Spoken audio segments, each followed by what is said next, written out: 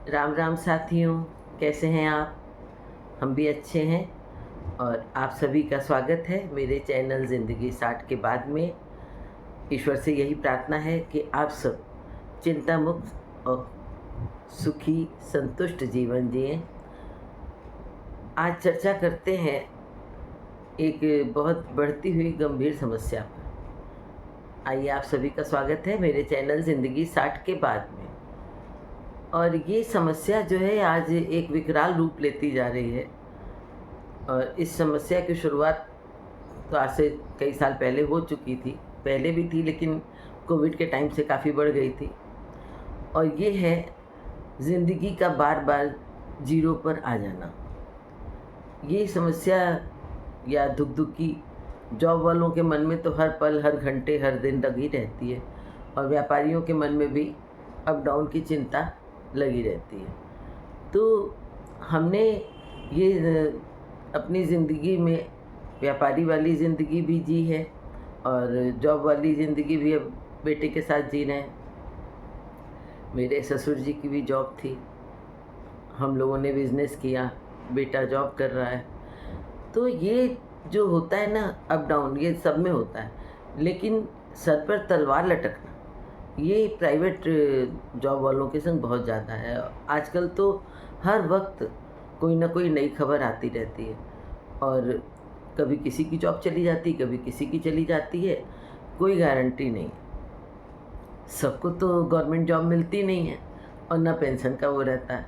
तो ज़िंदगी एक तरह से बड़ी दोधारी तलवार पर है, किधर जाएं, क्या करें।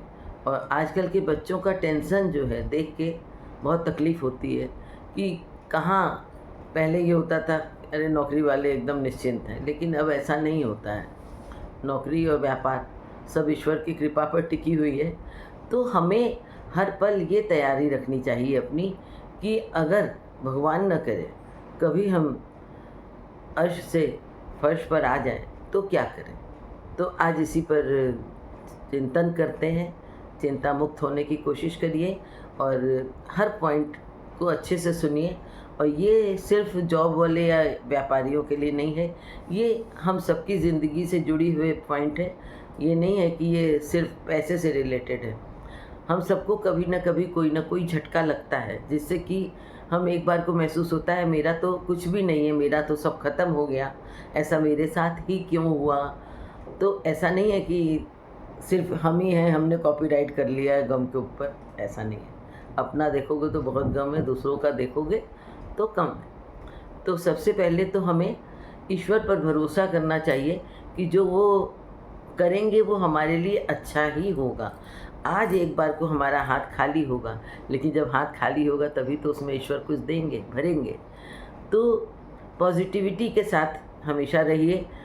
ये कहना बहुत आसान है लेकिन जीवन में इसका रोल बहुत बड़ा है।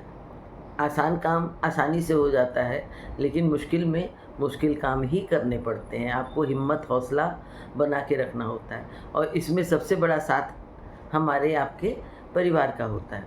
तो ये ज़िम्मेदारी एक एक मेंबर की होती है और इसमें घर की महिलाओं की ज़िम्मेदारी और बढ़ जाती है, क्योंकि उनको बड़ों को मतलब बुज़ुर्गों को और बच्चों को संभालना होता है, खुद को संभालना होता है, अपने पति को हौसला देना होता है।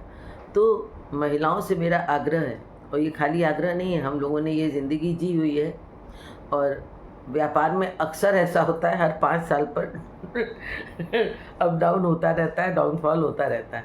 तो उसको हँसते हुए सबके साथ मिल कर के, भले नमक रोटी में गुजारा हो लेकिन विल पावर आपको अपना बढ़ा के रखना होगा, क्योंकि डिप्रेशन आता है।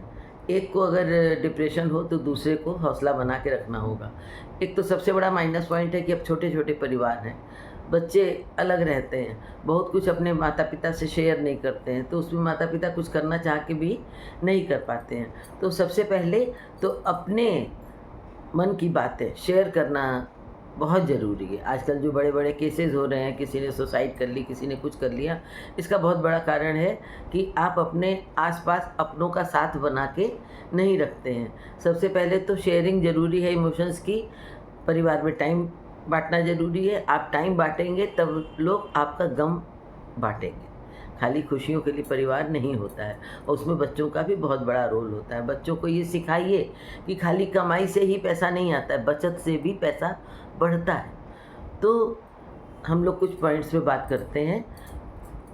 जब भी भगवान न करे ऐसा हो कि आपकी अर्निंग कम हो गई है या ख़त्म हो गई है, आपका रास्ता आगे का बंद हो गया है, नौकरी चली गई है या व्यापार लगभग बंद होने की पोजीशन पर है, तो सबसे पहले तो घबराहट होनी निश्चित है, चिंतित होना जो बहुत ज़रूरी है, क्योंकि इतनी जिम्मेदारियां हैं, माता पिता की है, बच्चों की है, परिवार की है, पढ़ाई की है, हेल्थ की है। तो सबसे पहले तो जो सेविंग की आदत बनाई हुई है उसको बहुत खुले हाथ से मत इस्तेमाल करिए, कम में रहिए, अपनी इच्छाओं को कम करिए, समेटिए। जो खर्चे पहले ऐसे थे जो आप कर सकते थे खुले हाथ से, उनको रोकिए और परिवार के साथ बैठ के चिंतन करिए कि क्या गलती हुई, कहाँ गलती हुई। और पहले तो कुछ टाइम का पॉज लीजिए, 1-2 दिन, हफ्ता भर, जो आपको सफिशिएंट लगे आपकी चिंता के हिसाब से काम को छोड़ के 1-2 दिन, बहुत ज़्यादा दिन नहीं, क्योंकि ज़्यादा दिन आप छोड़ देंगे तो आपका दिमाग उधर से हट जाएगा, आप डिप्रेशन में चले जाएंगे। जो पॉज आप लेंगे उसमें आपको एक एकांत के कमरे में कहीं बैठ करके या तो ईश्वर के आगे बैठ करके ये सोचना है कि आपसे गलती कहाँ हुई है। और ये आप बहुत दुखी माहौल में मत करिए, दुखी जब होना हो लीजिए, उसके बाद चेहरा वरा धोइए, चाय पीजिए या अपनी मनपसंद सॉफ्ट ड्रिंक लीजिए, हार्ड ड्रिंक नहीं, सॉफ्ट ड्रिंक लीजिए। फिर ईश्वर के आगे माथा झटक के बैठिए, मेडिटेशन करिए, ईश्वर के ऊपर अपनी सारी परेशानियों को रखिए, कागज़ में लिख के गणपति जी के नीचे रख दीजिए कि मेरी ये सब परेशानियां हैं, हल करना अब आपके ऊपर है। और फिर आप वहाँ पर ये सोचिए कि हमसे कहाँ गलती हुई है, और ये सब बातें काम करती हैं, हम लोगों ने किया।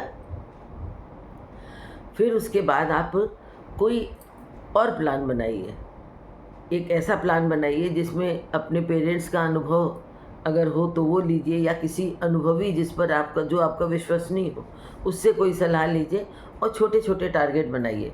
पहले छोटे टारगेट से काम को शुरू करिए, रुकिए नहीं, और अपनी प्रॉब्लम को न तो बहुत कम आंकिए न बहुत ज़्यादा आंकिए।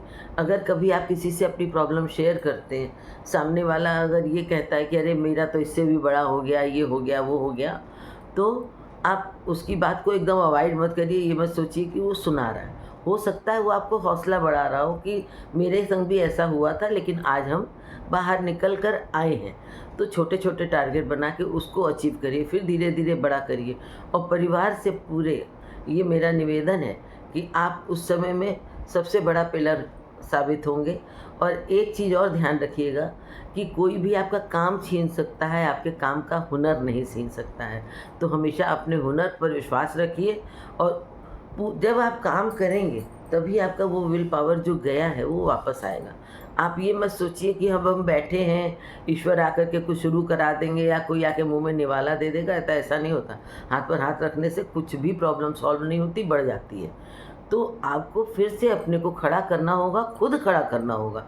आपके सपोर्ट में आपके परिवार रहेंगे, आपके फ्रेंड्स रहेंगे, और इस समय में आपको पता चलेगा कौन आपके साथ एक्चुअल में है।